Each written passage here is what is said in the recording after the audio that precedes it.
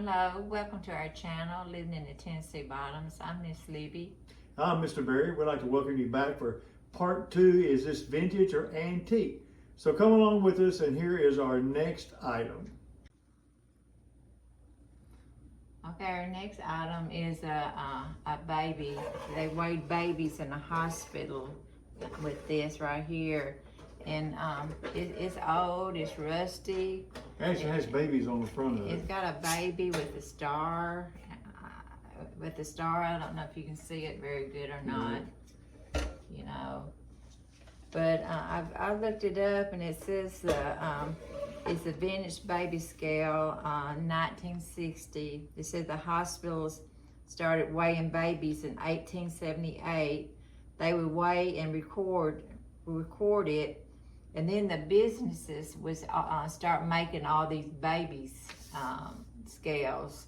So they made different ones, but I could just see a baby, little tiny infant laying on this baby scale in a hospital. Yeah, I don't remember what auction we was at, what sale we was at. I just remember getting home and Miss Libby saying, "Look at this! This is really unique. It's actually a baby scale." And I didn't notice the babies on front of it. Because what happens a lot of times when auctioneers can't sell stuff. I must kind of show it a little bit closer. Okay. A lot of times when they can't sell stuff. I don't know if you can see it. Yeah, right. Hold it right there. Oh, right. That'd be good. Right there.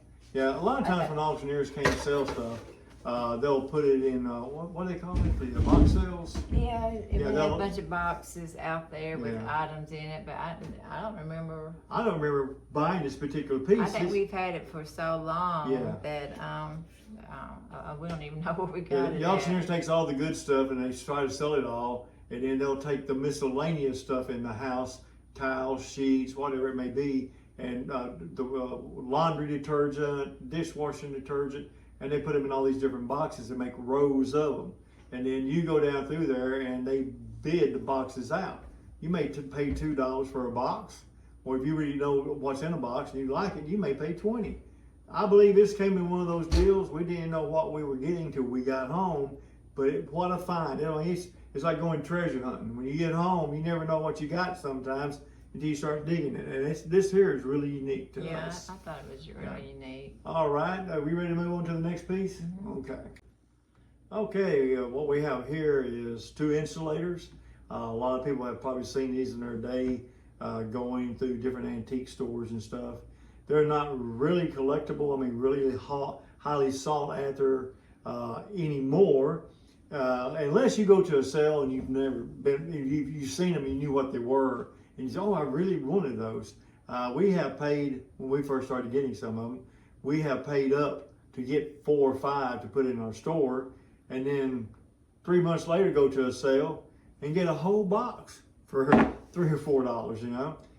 But what the difference is, one of these is made, this one here is 1893. You can look at the difference in them.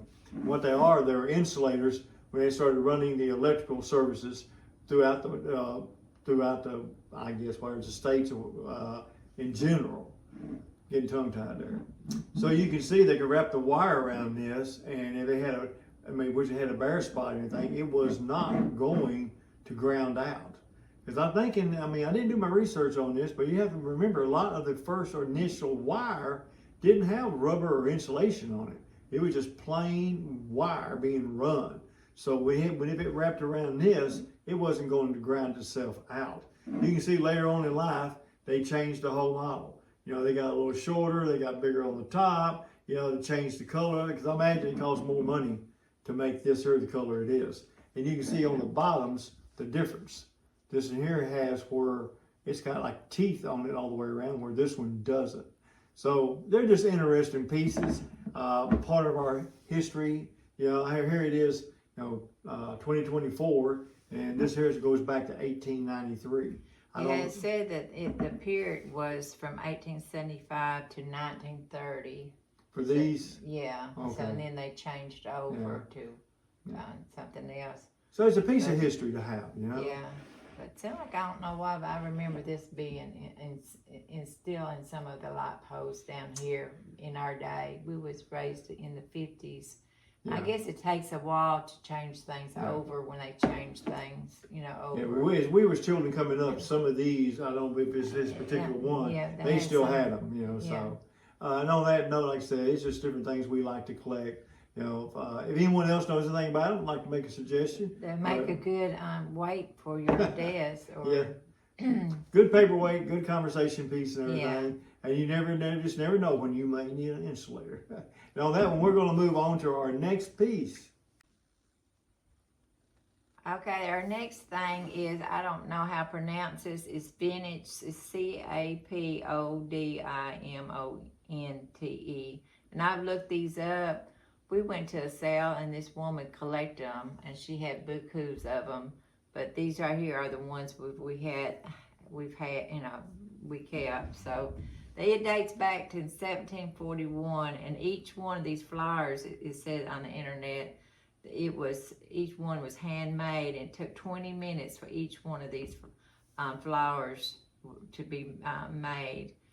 And it said they was made from Naples, Italy? Italy. Okay, right. In Naples, Italy, I think is that's how and it's they're pronounced. very delicate, and so we just wanted. But see, that's another thing is what was so unique about the life that we done on picking from every weekend. This particular family loved this stuff, and I can remember that. Didn't we we brought a bunch of this home, didn't we not? Yeah, see, I sold them in the sale in our booths, Yeah. over the years, and we came across a lot of these, but these are so fragile that whenever I used to wrap them up and take them to my booth, their one would get a little bit break off. Yeah, I can. Just mean, they're paper thin. It's like she was saying. This particular family collected these, but I think when we got them, when we was at this particular sale, nobody really wanted them, and we came home with them. Mel was saying a boatload of them, and she put them in our booths in different stores and sold them for a little or nothing. But like she just give the history that was made in Naples, Italy. You can see this right here, they stamped it. You see the N on it. Yeah, let me get my eyeballs on here. It's got that they stamped it. Some of the pieces did. Yeah, this one here's got a different stamp on it. Yeah, and That one there. It stands for Naples, Italy. And this one has a year on it. Oh, this is made in Italy. Yeah. Yeah. I'm surprised my But big you can clumsy just hands. barely bump these little things. These right here, so far I haven't shipped any of them, but the day's not over with yet. Yeah, you can see it was a fascinating adventure. But you can look at the rope design on this. How long did it take to make that? Yeah. Each individual leaf, each individual flower, the greenery at the bottom right here. They even got it where it wraps around and touches. The rose petals, you can see, I'm gonna hold this up and I'll try not to drop it. You can see here on this rose petal how it's twisted up and made. They really put a lot of heart and soul into making these. And it's just a shame that someone spent their life collecting these. And then at the end, at an auction, no one ever actually give the value what it was worth. Now, at another sale, this could have been tenfold what we paid for it. But it was such an adventure for us to walk into a sale and be able to walk out with such unique pieces and then be able to hang on to a few of them. Yeah, just about every sale that we went to, somebody collected something. Yes. So this lady here, she had a curio cabinet full of these flowered baskets, and they I don't know, you might have seen them over the years. They have a single rose. They had a single rose, and you lay it on your end table, with your other items. So you can look these up, and there's a lot of different things. Yeah, like we've said, is don't hold us to anything we're saying. We're just green at all this. Yeah, we're not antique dealers at all. Or collectors. We're just collectibles, and we like to collect things and just things that mean something to us. We don't have a whole house full of stuff because I'm not into all antiques. But just a few pieces stuck here and there, I really like, because it is a conversation piece. Yeah, but every once in a while you get somebody come in your house. I can remember when the kids were growing up, we had a young man come in the house and my grandmother gave me a couple of flower pots, and one of them is sitting right up there, you can't see it. And he went out collecting glassware with his parents. As soon as he seen, he goes, "Where did you get that?" And I said, "Well, my grandmother gave it to me." And it's 2 green flower pots that I've got. And he was going on and on what they were worth. Hopefully one day, with all our grandchildren and everybody else, they'll walk through and they'll find a piece. Doesn't matter if it's worth anything or not. Something other they'll treasure. But like I said, you never know in the picking process what you're going to find. Well, the short years that we collected and went to these auctions, we noticed that certain items would be worth something one time, Yes. 1 minute, Yeah. and then the next, like a couple weeks later, it nobody wanted them. Yeah. Like I remember Corningware was just a hot item Yeah. in the store. You know, I couldn't keep them in our booths. And then all of a sudden, nobody wanted the Corningware. So We're back and forth. We're back and went forth. back and forth Yeah. on all the items. It's like it don't stay a steady market price. It goes up and down. Well, we still have a few more pieces and everything, and Miss Levy's going to grab the next one here. So if you know anything about this, just want to leave us a comment. We appreciate it. Yeah. Well, what we have here now, I know everyone knows most of the time what these are. They're handmade quilts. This is not something that was produced at Walmart or anything like that. And they go way back with us because we grew up with these. Like I said, we lived in 4-room houses, no insulation in the walls, no insulation in the ceiling, no under the house. So whatever the temperature was outside, it was the same on the inside. Unless we had a wood stove, a coal stove, but these were really what kept you warm in the winter. These quilts have a history on them. If you look at this particular quilt right here, and I'm just telling you what I know, most all this here was made from clothes that we wore as children and our grandparents wore also. And they would cut these little pieces out to make these designs. I remember watching my great-grandmother and grandmother, that's who raised me, sit and, endless hours across the bed. They didn't have a loom. They would take and throw this across the bed, and they would make these. This one here is called a Dutch doll quilt, and I can remember my great-grandmother, she lived to be 110. There's always been some discrepancy on that. But in 1937, there was a great flood down here in Tennessee, and I don't know where else in the United States, or down the bottoms here. But the family Bible was destroyed in 1937. It had her original birth in it. And to our calculations, when she passed on, she was 110. Now what happened was, later on in life, some of our family members was trying to find wedding certificates, birth certificates, and they went to the area they were born in, and the courthouse had her at a date that would put her, I think, at around 103. And we just talked about this past weekend. And what happened is that back in those days, even though you had a child, and which most of them had a lot of children, they didn't get into town to register these children sometimes until they were 5 and 6 years old. So this is part of our family history that we like to talk about. But some of these quilts go so far back that we've given some to the grandchildren. Most of all of us got some. My sisters and brothers got some when our grandparents passed away. And some of the quilts, we had the one back in the day, we had feather ticks. And back, I think it was in the late 30s, early 40s, there was a bad winter coming in, and the government came down and passed out down from ducks, geese, chickens, I don't know what it was. And people got together and passed out the material for all these old timers to sit around, and they made big feather ticks. Today, you don't see them anymore. You see them in Europe. We slept on top of them, and when I was stationed in Europe in the military, they slept under them. And it makes sense because they're goose down or feathered or whatever down, and they keep you warm. But the quilts here mean a lot to us. We're going to pass them on down the line.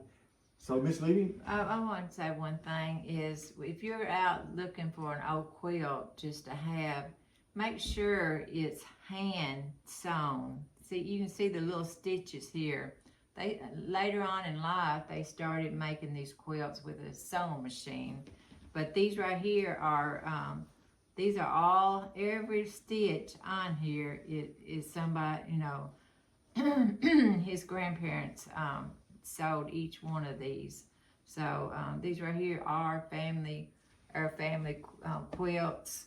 So these right here didn't come from a sale. These right here are actually from our family. And, but here you see some of these stitches here. I Yeah. believe what they've done on the backing, they would sew the backing to some type of filler in here. But then on the, yeah, it's a filler Yeah. inside there. and they but- was my grandmother used an old pedal sewing machine, I believe, to sew this backing onto. No, that's what it was. Once they pieced this, because all this right here was pieced together by hand. Yeah. And then after this was done, But you can see on here all the hand stitch, so it really is more valuable if you can if you're looking to buy a quilt, to try to find one that's actually been hand done. It just, and yeah, like I said, I can still see my great grandmother and grandmother when I was just a young man making this quilt for me, because they asked, they was making a quilt for each or the grandkids or children in the family, and they asked which one I wanted, and I always thought the Dutch doll quilt was a fascinating quilt, and today I still have it, so it has a lot of valuable memory to me. and I'm going to say what my mistake that I made. Over the years, we have bought quilts, and some of them I really wanted to keep, so I had to wash them. Well, I washed it, and it just fell apart in the wash machine, so don't make that mistake. If you was to buy one, just hang it outside and let the sun shine on it, and don't be washing it, because I don't know, you might can dry clean it, but I sure would not wash them, because I had one fall all the pieces on me. So don't make that mistake. So And one last note, and we'll move on to another piece. I know y'all heard me say my great grandmother made it, my grandmother know all this. My great grandmother and grandmother both were unique women. But my great grandmother, she lived in a day where I think she said to remember my great granddaddy seeing him walk down the street. I think they lived in Missouri at the time, and telling the kids to get out of the street. Here comes the James boys, talking about Jesse James and his brother. There was, I think, 1870 or before. I couldn't have the dates wrong. Could be a wrong story, but it's a story that meant a lot to me. And next thing, she told me stories about living in East Tennessee and having to keep a hot poker in the fire to poke bears through the cracks in the wall at nighttime to keep, to help protect the family. So, I mean, having those stories to go along with the quilt means a lot to me. So, Miss Libby, you ready to move on to the next piece? yes. All right, here we go. Okay, everybody probably knows what this is. It's a coffee grinder. Well, this says it dates back 1950s. Well, we didn't have this when I was growing up, because my daddy always bought Maxwell House instant coffee. Mm-hmm. We drank instant coffee. So I think people that had some money back in the day, we didn't have it. Well, I remember before the instant coffee, though, the percolators. You put the water in, Yeah. had a little strainer in the top. And I remember watching my granddaddy, he put that that coffee in the top of that little strainer thing. Yeah. And then it would get hot and it would start perking in the top of the glass. And I guess you had to have that to have this, because we were poor. I never seen a coffee bean in my life. Well, only thing Daddy bought was the instant coffee, and that's what we grew up drinking, is instant coffee. So, but I think this is just a unique piece, and I just want to show everybody Yeah, this. and there's all kinds of different versions of this too. Big ones, little ones, oblong ones. I mean, there's all different type. And we've been at a lot of sales. Never did get one until the last one. You can tell by the bowl up here and everything. This is it's a nice piece. But there's some that's older and probably better than that. But it was good enough for us on this piece here. Yeah. So And it's a unique piece, you know, so something that we can pass along, hopefully, to the grandkids. All right, gonna move. Thank you for watching. If you don't mind, hit that like button and subscribe button. We really appreciate it. Thank you.